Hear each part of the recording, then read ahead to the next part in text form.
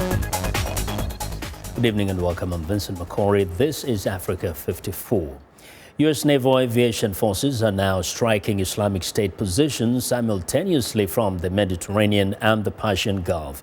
This marks the first naval aviation combat strike missions of Operation Inherent Resolve, launched from Navy warships into different operational theaters.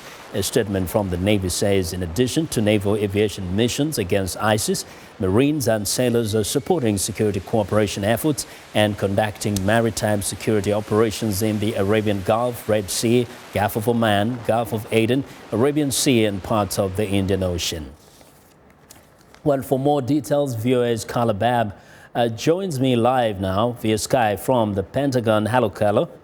Hi, Vincent. Great to see you. Yes. Now, first, tell us a little more about these operations and their significance.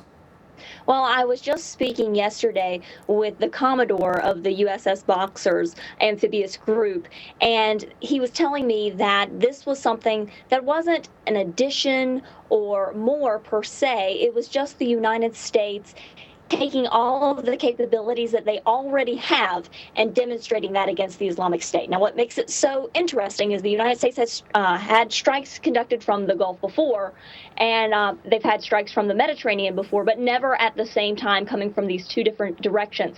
So it's just a way to show the Islamic State that no matter where they are, the United States is ready and capable to strike them.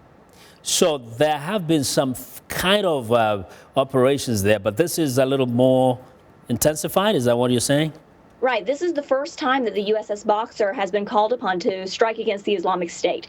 And the guys on the Boxer yesterday were very excited. In fact, the Commodore said that they were sky high because they were able to participate in these strikes. And they recognize that the strikes are so essential to the Iraqi forces' push to regain, be it Fallujah or Mosul or elsewhere across the field against the Islamic State. And another person who was speaking to me from the USS Boxer was pointing out that look at Fallujah, for example. That's the Iraqi security forces taking the lead, as they should, but the U.S. is helping with with that effort by conducting these strikes. And I was speaking to someone from Baghdad, Colonel Chris Garver, who also told me that, yes, the Fallujah fight is intensifying, that the people in Fallujah, the Iraqi security forces, have now reached the city center, which is a big deal because Fallujah has been under Islamic State control for 2 years. They've had several months to get themselves settled. And so this is a big, significant gain for Iraqi security forces today. And Colonel Garver was telling me the U.S. was there conducting strikes while they were moving in. And you know, there's been that kind of a push, especially from the area, people asking for more U.S. help. But domestically also, there have been kind of divided issues here. What is the reaction?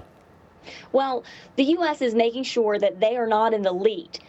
Every single briefing that you go to here at the Pentagon, everything you hear coming out of Baghdad, the Iraqi security forces are the #1 guys. And there's even been some frustrations. VOA reporters have said up in the Peshmerga territories that the Peshmerga is frustrated that they're not getting all of the ammunition and weapons that they need. But the U.S. is saying that we're providing the weapons. We've put $400 million+ towards arming and paying for the Peshmerga. But we have to go through the Iraqi security forces and the Iraqi government because ultimately that's what's going to get Iraq out of this Islamic State mess. It's not going to be people coming in like the United States pushing out. It's going to have to be the Iraqis.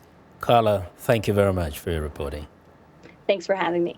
That's a viewers Carla Babb reporting live via Skype from the Pentagon.